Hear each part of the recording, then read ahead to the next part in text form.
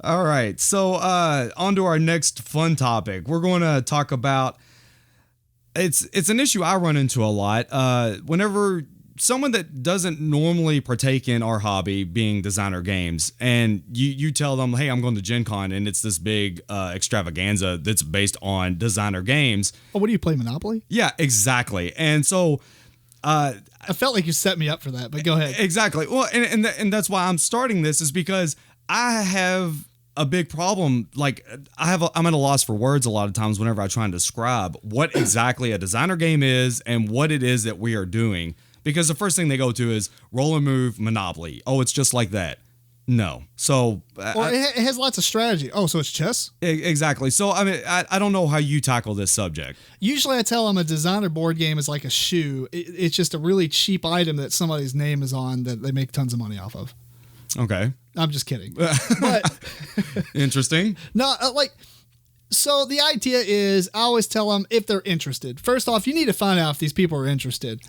A lot of blank looks come from whenever I even attempt to describe something. It's like you asked me and I'm sitting here trying to tell you exactly what you're asking me. Lots of blank looks and head nods and okay. But I tell them I'm like a designer board game. So in the past, board games were kind of made by a company, a group of people sitting around a focus group or whatever, playing a game or just throwing a bunch of trivia in a box and saying, here's how you move around the board. And newer games are a lot more thought out. I tell them, I usually always relate it to something else. Like computers always relate to cars. It's stupid to do, but it works. And this is like related to video games. Like a designer board game would be like, take a really terrible game like E.T. on the Atari. Okay. And then you're like, man, there has to be something better than this. Well, there is. Play Zelda or, anything that came out ever. Right. And that's pretty much when they talk about Monopoly, the analogy I give them. Okay. Yeah. Anything ever. Okay, I can see that. Let's dig them out of the landfill. Yeah, out of the landfill. They made more copies of the E.T. for Atari than there was consoles. That is primarily why the game, well, other than the game was terrible. That sounds like lack of planning. But that's why all the games ended up in the landfill. Gotcha. Because they produced way more games than the actual consoles. Someone added a zero. And it shouldn't have been there. Yeah. They just wanted to flood the shelves, apparently. Yeah. But anyway, back to what you're saying. Oh, like I said, I had nothing to do or anything to offer on this. This was straight up just, I need to know what to do because... Oh, suggestions. Yes. Email us. Anyway, now, I think it's mostly just telling people what it is. Like I always start off with something simple because you don't want to sit there and explain to them in 15 minutes how a game's played. Exactly. You always want to reach out to them and be like, what kind of things are you interested in? Right. So if they say, oh, I really like Firefly, I might tell them how the Firefly board game works. Okay. Which the bad thing about it is a pickup and delivery game for the most part. So it sounds like a roll and move game. Right. But, or I'll tell them something, social games work really well. And, people will think, oh, trivia games, right? So those are social. Right. But when you start explaining like the Resistance or One Night Ultimate Werewolf or something like that and the hilarity that ensues behind it and like it actually has some strategy behind it, you're trying to read into people. You're not just trying to know an answer. Mm-hmm. They tend to like that a lot.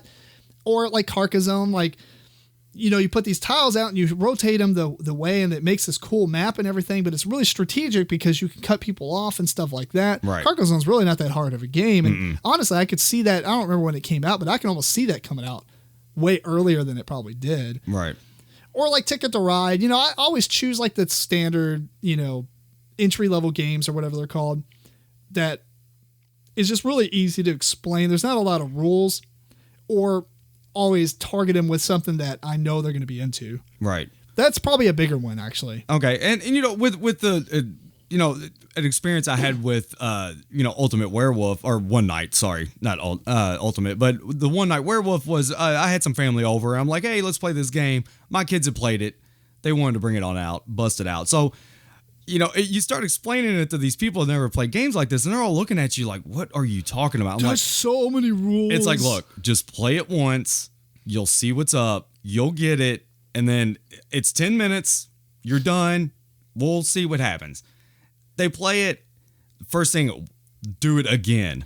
I mean, but it's like I said, I still had trouble even with the physical copy. They're trying to explain the game. You still get these blank looks from people because it's like, well, when do we roll? Right. Yeah. Well, the other thing is this. Check this out. So my wife's family, her stepsister and her kids came down, and their kids are like teenagers and stuff, right?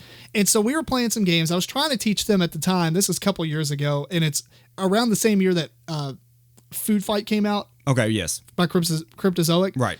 That's a simple game. Mm-hmm. It is not that complicated, but there are probably more rules than people are aware of if they've never played games before. Because the people who don't play designer games or play games at all always play Monopolies or Scrabbles and stuff. They know the rules. Well, plus that's got the draft mechanic, which can be a little overwhelming. That's true. But I mean, I didn't even get to that part. Oh, okay. But what I'm saying is like they just they hear more than 5 rules. Like if I teach somebody zombie dice, by the end of it, they're almost like, oh, okay, you're done? Oh yeah, well, let's play it. Let's see what happens. Right. You go first. Yes.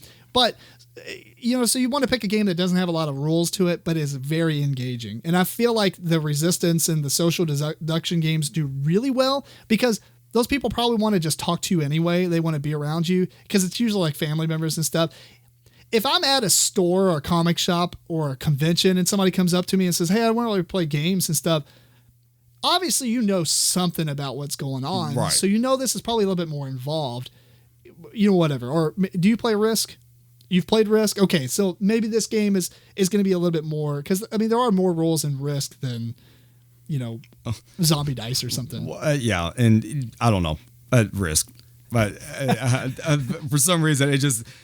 I've played all these games. You're like, oh. And it's just for some reason the rules on Risk. I've told you before. I just there's something odd, and I just cannot.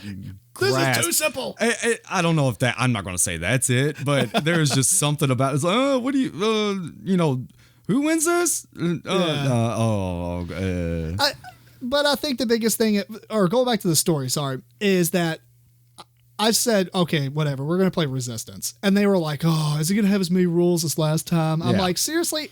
Tell me all the rules of Monopoly. Tell me how to play it. You just spent 5 minutes telling me how to play it. I'm going to spend 5 minutes telling you how to play this. Exactly. It's not been driven into your face that much.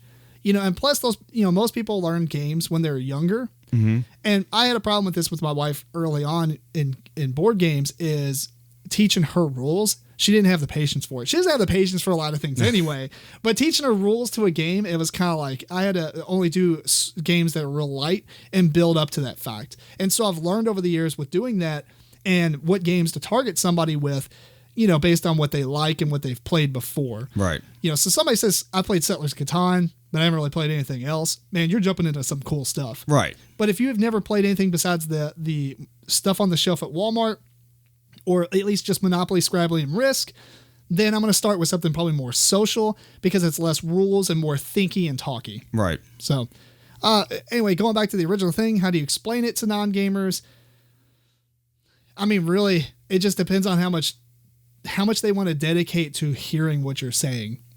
Yeah. Because, I mean, most people, honestly, they ask you, oh, well, what's that convention about? Or, oh, what do you mean by designer games? They actually don't care. They want you to tell them, they want you to respond with, oh, it's like a crazier version of Risk. Yeah. Or something very simple. They are not looking for an in-depth discussion of this unless they come to your house and they see a thing and they're like, let's play a board game. What do you mean by designer game? And then, one thing leads to another. But if you go to Walmart, I had this problem. I was at Walmart. I got really excited that somebody asked me about a game, or I'm sorry, a Target. Because I was at the games and they're like, oh, do you know anything about these games? I'm like, yeah, you should get this one, blah, blah, blah. Oh, and I said something about kind of designer board games. Like designer board games are a little bit more prevalent now and stuff. And this also is the same story that happened when I was getting my haircut and my barber asked me what I did. And I was like, oh, I'll do some reviews on YouTube. Right. And I was like, oh, you mean like Monopoly? Like, why would I be reviewing Monopoly? Everybody in the freaking world knows how to play that. Yeah. I just review all the Opolis, actually. Right. Well, this one's about cats. And here's one's about dead birds. Yeah. I don't know why they made that one. Yeah. It came after the cats, though.